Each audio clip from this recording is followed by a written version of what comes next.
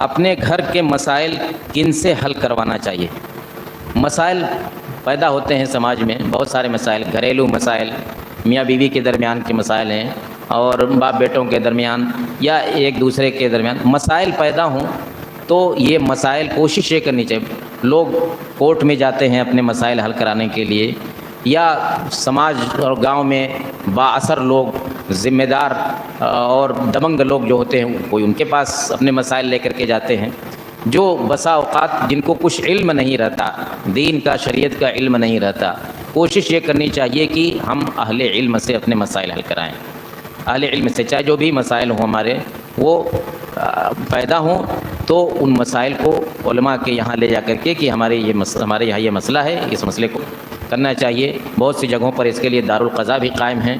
اور جہاں نہیں ہے اس کو قائم کرنا چاہیے تاکہ لوگ اپنے مسائل شریعت کی روشنی میں حل کرائیں۔ دیکھیے، شریعت کی روشنی میں مسئلہ حل کرنا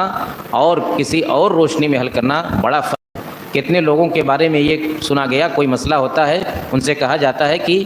ارے شریعت کا مسئلہ یہ ہے، وہ کہہ دیتا ہے کہ میں شریعت کو نہیں مانتا۔ بھائی شریعت کو نہیں مانتا، بھائی اگر تم شریعت کو نہیں مانتے تو تم مسلمان کیسے؟ یہ تو شریعت کا انکار ہے، یہ تو اسلام کا انکار ہے، یہ کھلا کفر ہے، اور کسی اور نے یہ کفر نہیں کیا، اس نے کفر کیا۔ جب وہ خود اپنی زبان سے کہہ رہا ہے کہ میں شریعت کو نہیں مانتا،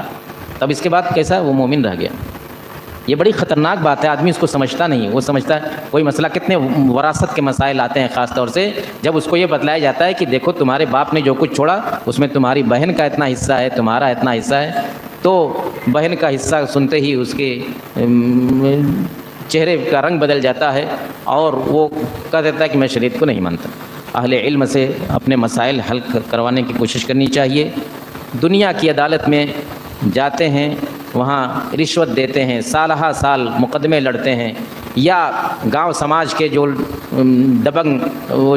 سردار، چودھری یا بااثر لوگ رہتے ہیں، بسا اوقات ان کو بھی شریعت کا علم نہیں ہوتا، وہ زور زبردستی سے یا ادھر ادھر کر کے وہ مسائل حل کرواتے ہیں، بسا اوقات وہ بھی رشوت لیتے ہیں۔